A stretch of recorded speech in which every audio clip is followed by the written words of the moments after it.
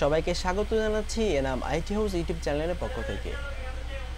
পল্লী বিদ্যুৎ সমিতিতে লাইন শ্রমিক নিয়োজিতকরণ সংক্রান্ত বিজ্ঞপ্তি প্রকাশ পেয়েছে। তো চলুন বন্ধুরা শুরু করা যাক।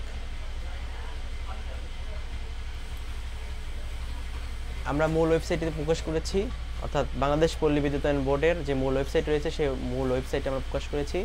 এখন যে নিয়োগ বিজ্ঞপ্তিটা হয়েছে সেই বিজ্ঞপ্তি আমরা ওপেন করে দেখব আসলে যে কতজন লোক নেবে এবং কি পাশে আবেদন করতে পারবেন তা বিস্তারিত আমরা এখন আলোচনা করব। তো চলুন বন্ধুরা দেখা যাক। দেখতে পাচ্ছেন পল্লী বিদ্যুৎ সমিতিতে লাইন শ্রমিক নিয়োজিতকরণ সংক্রান্ত বিজ্ঞপ্তি ও আবেদন ফরম।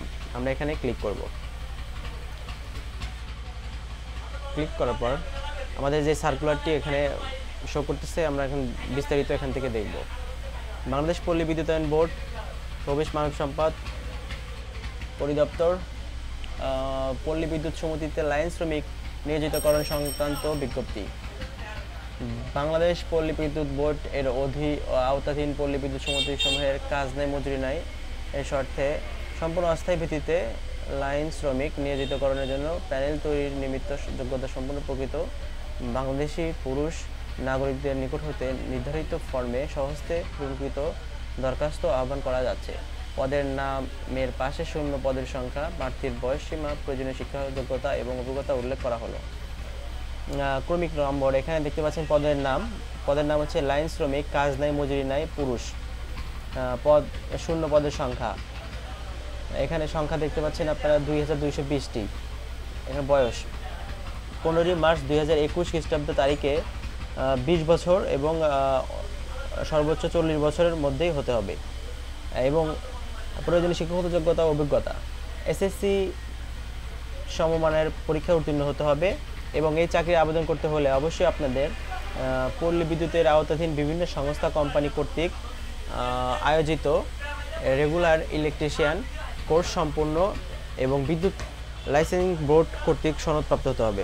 অর্থাৎ এই আবেদন করতে হলে কিন্তু আপনাদের সার্টিফিকেট লাগবে, অর্থাৎ অভিজ্ঞতা সনদপত্র কিন্তু লাগবে। আপনার দৈনিক 800 টাকা মজুরি আপনারা পাবেন। এখানে কিছু শর্তাবলীও রয়েছে। শর্তাবলী হচ্ছে নির্ধারিত আবেদন ফরম পূরণযোগ্য প্রবেশপত্র সহ বাংলাদেশ পল্লী বিদ্যুতায়ন বোর্ডের ওয়েবসাইটে www.reb.gov.bd অথবা সংশ্লিষ্ট পল্লী বিদ্যুৎ সমিতির এর ওয়েবসাইট হতে ডাউনলোড করে সংগ্রহ করতে হবে। আবেদন ফর্ম A4 সাইজের কাগজে হতে হবে। অর্থাৎ এখানে যদি আপনারা অ্যাপ্লিকেশন করতে চান তাহলে কিন্তু অবশ্যই আপনাদের যে আবেদন ফর্মটি রয়েছেন, অর্থাৎ 4 পৃষ্ঠা বিশিষ্ট একটি ফরম্যাট করা রয়েছেন, সেসব ফরম্যাটটি অবশ্যই কিন্তু A4 সাইজের হতে হবে। আচ্ছা, তারপরে রয়েছে 2 নম্বর শর্ত রয়েছেন আবেদন ফর্মটি আবেদনকারী সহস্তে পূরণ করতে হবে। অর্থাৎ এটা কিন্তু আপনারা যে আবেদন করবে তারা কিন্তু লিখতে হবে এবং যে ছবির কথা বলা হয়েছেন যে সকল সনদ ছবির প্রথম শ্রেণী কর্মকর্তা কিন্তু সত্যায়িত হতে হবে। অর্থাৎ আপনি যে 2 কপি ছবি লাগবে এটা কিন্তু অবশ্যই সত্য তোলা হতে হবে এবং এটি প্রথম শ্রেণী কর্মকর্তা থেকে সত্যায়িত হতে হবে।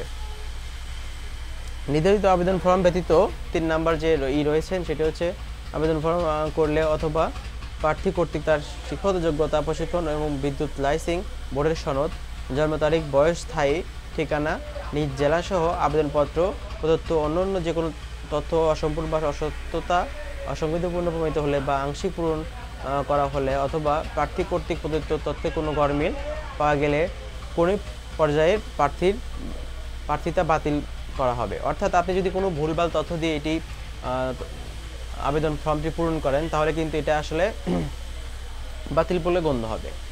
একজন প্রার্থী কিন্তু একের অধিক পল্লী বিদ্যুতের সমিতিতে আবেদন করতে পারবেন না। এটা কিন্তু একটা বিষয় যে আপনি চাইলেই কিন্তু সব পল্লী বিদ্যুতের বরাবর কিন্তু আবেদন করতে পারবেন না। এটা করতে হলে অবশ্যই কিন্তু আপনার যে নিকটস্থ পল্লী বিদ্যুতের অফিস রয়েছেন সেই অফিস বরাবর কিন্তু আপনারা আবেদন করতে পারবেন। তারপরে আপনার 5 নম্বরে রয়েছেন এই নিয়োজিতকরণ কোনো রকমই স্থায়ী করা হবে না। যতদিন প্রয়োজন ততদিন কাজ নেই মজুরি নাই ভিত্তিতে কাজে নিয়োজিত বলবৎ থাকবে। অর্থাৎ এটা কিন্তু আসলে চাকরিটা কিন্তু আপনার স্থায়ী হবে না। এটা যতদিন আসলে এটা পর্যন্ত চলবে সেই পর্যন্তই আপনার নিয়োজিত থাকতে পারবেন। কোনো কারণ দর্শনে ব্যতি রেখে যে কোনো আবেদন গ্রহণ বা বাতিলের অধিকার কর্তৃপক্ষ সংরক্ষণ করেন।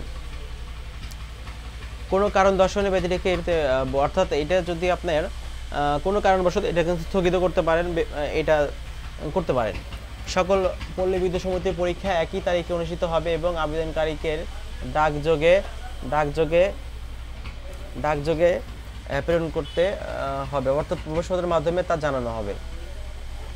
আবেদন আগামী 15/3/2021 তারিখ অফিস সময়ের মধ্যে ডাকযোগে কুরিয়ার সার্ভিসের মাধ্যমে নিম্নের ছকে বর্ণিত যে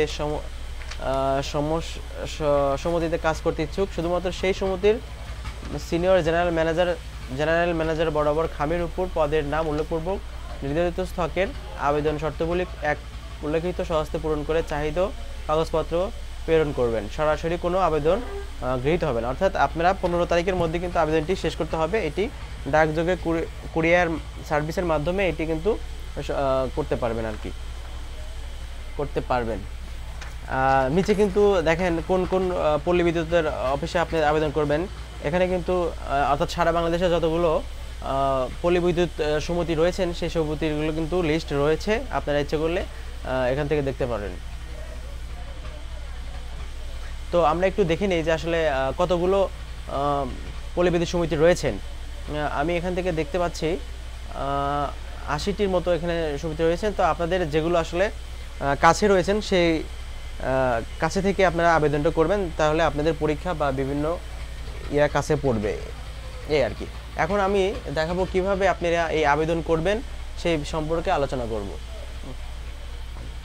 আচ্ছা, তাহলে আমি যদি এই মূল ওয়েবসাইটে যাওয়ার পরে এখানে যে আমরা যে বিজ্ঞপ্তি দেখতে পেলাম তার সেকেন্ড আমরা ক্লিক করলে আমরা কিন্তু আবেদন ফর্মটি পেয়ে যাব।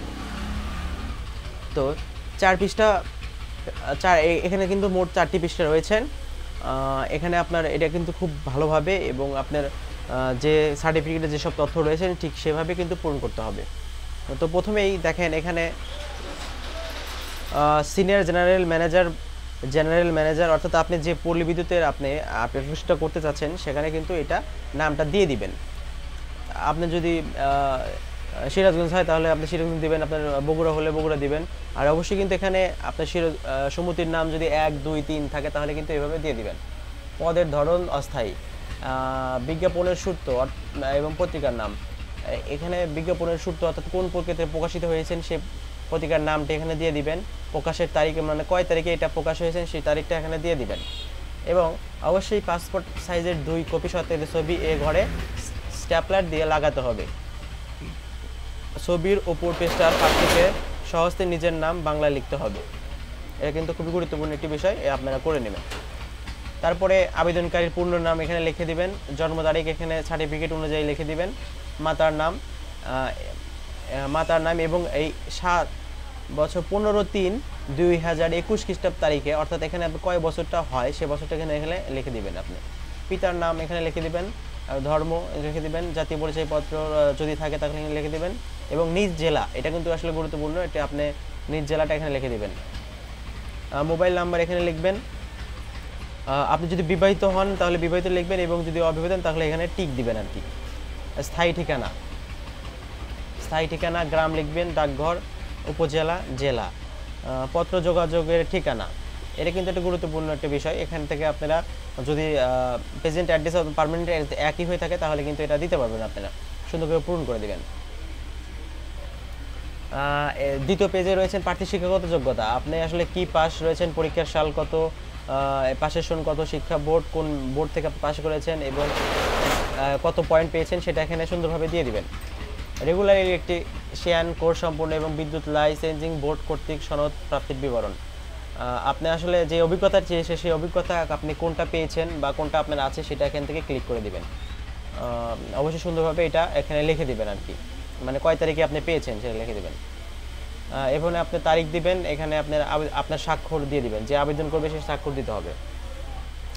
এবং তৃতীয় পেজে আপনি যদি দেখেন এখানে কিন্তু আসলে এটা অফিস কর্তৃক পূরণীয়, এটা কিন্তু আপনার কিছু লেখা যাবে না। এটা আপনার আবেদনটা যদি গৃহীত হয় তাহলে কিন্তু কর্তৃপক্ষ কিন্তু আপনার এখানে একটি প্রবেশপত্র দিবে, তা এটা কিন্তু আপনার খুবই গুরুত্বপূর্ণ একটি বিষয়, এটা কিন্তু আপনার নিজে লেখা যাবে না।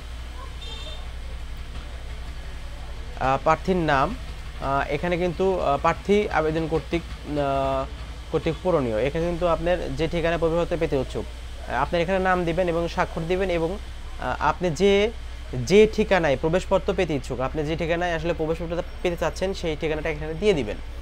তাহলে কি হবে যে আপনার পরীক্ষা প্রবেশপত্র যখন আসবে তখন কিন্তু আপনি খুব সুন্দরভাবে আপনি এই প্রবেশপত্রটি পেয়ে যাবেন। এখানে দেখেন প্রার্থী আবেদনকারীর প্রতি সাধারণ নির্দেশনা। এখানে কর্তৃপক্ষ কিছু নির্দেশনা দিয়ে দিয়েছে যে আপনাকে কিন্তু অবশ্যই পরীক্ষার সময় অবশ্যই কিন্তু এটা মানতে হবে।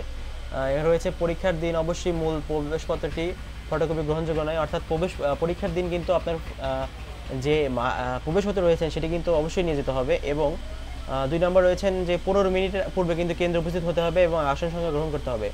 প্রশ্নপত্র দেওয়ার পর কোনো পরীক্ষার্থী অর্থাৎ পরীক্ষার্থী যদি কোনো পরীক্ষাতে দেরি করে তাহলে কিন্তু পরীক্ষা শেষ হওয়ার পূর্বে ত্যাগ করা যাবে না। হ্যাঁ, এটা একটু ভালো না, এবং 15 মিনিট পূর্বে কিন্তু না হলে তাহলে কিন্তু ভিতরে ঢুকতে দেবে না আর কি। উত্তরপত্র পূরণের জন্য বল পেন ব্যবহার করতে হবে, পেন্সিল ব্যবহার করা যাবে না।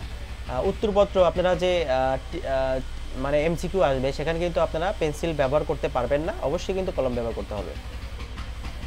আরেকটি নির্দেশনাবলী রয়েছেন, সেটি হচ্ছে পরীক্ষার কক্ষে কোনো ব্যাগ, বইপত্র, লেখাযুক্ত সাদা কাগজ ও সকল প্রকার electronic device, mobile, smart watch, Bluetooth device, audio device, headphone, AirPod, calculator বা অন্য কোনো ইলেকট্রনিক্স ডিভাইস আনা বা গ্রহণ করা সম্পূর্ণ নিষিদ্ধ। চাকরির আবেদনপত্রের সঙ্গে মিল রেখে হাজিরা তালিকা, উত্তরপত্র এবং অন্যান্য কাগজপত্রে পরীক্ষার্থীর স্বাক্ষর এক ও অভিন্ন হতে হবে। তারপর রয়েছে পরীক্ষা শেষে পরীক্ষার্থীর নিজ আসনে অবস্থান করে অবশ্যই প্রশ্নপত্র সহ উত্তরপত্রটি পরিদর্শনের নিকট জমা দিতে হবে। পরীক্ষার অংশগ্রহণের কোনো টাকা পয়সা তারা দিবে না, নিজের অর্থে নিয়ে পরীক্ষা দিতে হবে। উল্লেখিত নিয়মিত ভঙ্গ করলে অথবা পরীক্ষা কক্ষে কোনোরূপ অশোভন আচরণ করলে কর্তব্যরত পরিদর্শক উক্ত পরীক্ষার্থীকে পরীক্ষা কেন্দ্র থেকে বহিষ্কার করতে পারবেন। তারপরে ক্ষেত্র বিশেষ পরিদর্শন কর্মী উক্ত পরীক্ষার্থীর রোল নম্বর বাংলাদেশ পল্লী বিদ্যুতায়ন বোর্ড সম্মতি কর্তৃপক্ষের নিকট জমা দেবেন এবং কর্তৃপক্ষ কর্তৃক প্রয়োজন বোধে তার বিরুদ্ধে আইনত ব্যবস্থা গ্রহণ করবে। অর্থাৎ তাদের যে নিয়মাবলী রয়েছেন সেটা যদি আপনি ভঙ্গ করেন তাহলে কিন্তু আপনার কেন্দ্র থেকে বহিষ্কার করতে পারবে তারা। আর একটি নির্দেশনার মধ্যে খুবই অন্যতম, সেটি হচ্ছে করোনা ভাইরাস কোভিড এর বিস্তার প্রতিরোধে প্রয়োজনীয় সুরক্ষা সামগ্রী মাস্ক, হ্যান্ড গ্লোভস ইত্যাদি ব্যবহার করত স্বাস্থ্যবিধি অনুসরণ পূর্বক পরীক্ষার অংশগ্রহণ করতে হবে। স্বাস্থ্যবিধি অনুসরণ না করে পরীক্ষা কেন্দ্রে প্রবেশ করতে দেওয়া হবে না। অর্থাৎ কোভিড 2019 কারণে আপনারা পরীক্ষা হলে যাওয়ার পূর্বে অবশ্যই কিন্তু মাস্ক, হ্যান্ড স্যানিটাইজার, গ্লোভস ইত্যাদি ব্যবহার করবেন। তো এই ছিল আজকের বিষয়, পল্লী বিদ্যুতের যে নিয়োগ হবে সেই বিষয়ে সম্পূর্ণ আশা করি বুঝতে পেরেছেন। যদি আমার ভিডিওটিকে ভালো লেগে থাকে তাহলে অবশ্যই আমার চ্যানেলটিকে সাবস্ক্রাইব করে সঙ্গেই থাকবেন, যাতে করে নতুন ভিডিওগুলো সবার আগে দেখতে পান। ধন্যবাদ সবাইকে।